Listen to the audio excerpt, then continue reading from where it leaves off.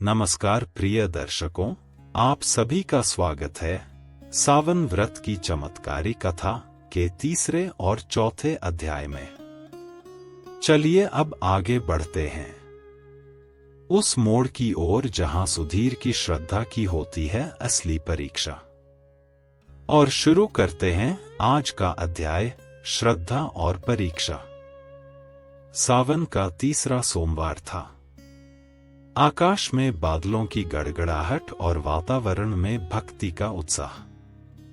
सुधीर हर सोमवार की भांति जल लेकर मंदिर पहुंचा, परंतु इस बार उसका मन कुछ उद्वेलित था।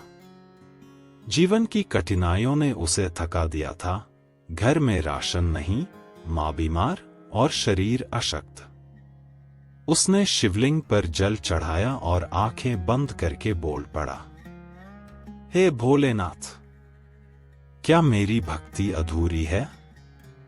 क्या मेरी पुकार आप तक नहीं पहुंचती? उसी क्षण मंदिर में एक साधु प्रकट हुए।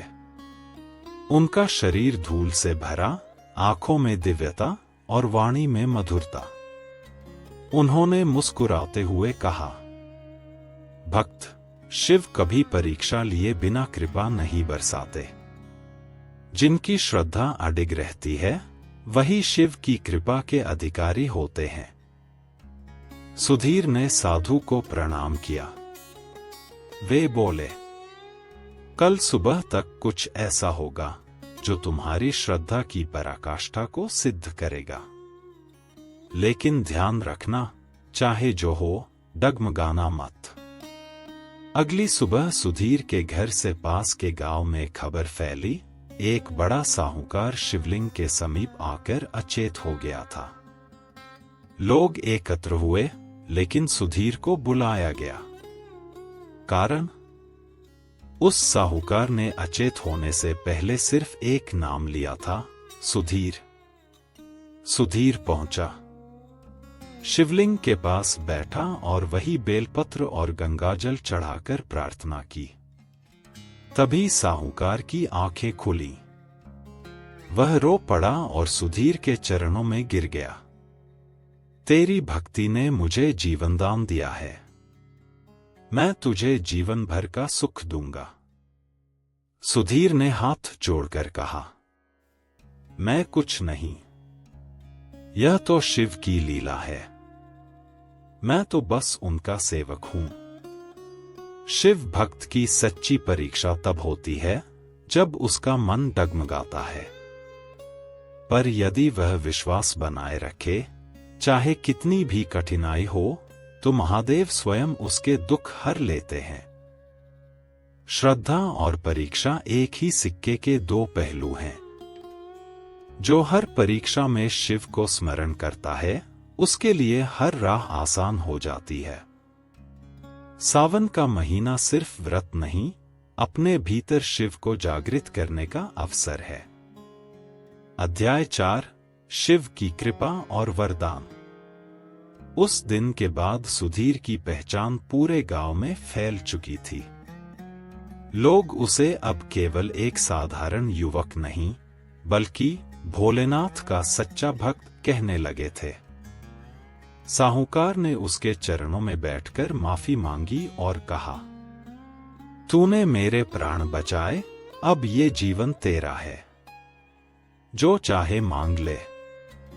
लेकिन सुधीर ने सिर झुका लिया और विनम्र स्वर में कहा, मैंने जो मांगा है वह मुझे मिल गया, मेरे महादेव की कृपा। मुझे कोई धन नहीं चाहिए, बस मुझे अपने शिव की सेवा का अवसर दीजिए। साहूकार भाव विभोर हो गया। उसने सुधीर की मां के इलाज की व्यवस्था की, उसकी छोटी बहन के विवाह में सहयोग किया और गांव में एक भव्य शिव मंदिर के निर्माण का संकल्प लिया।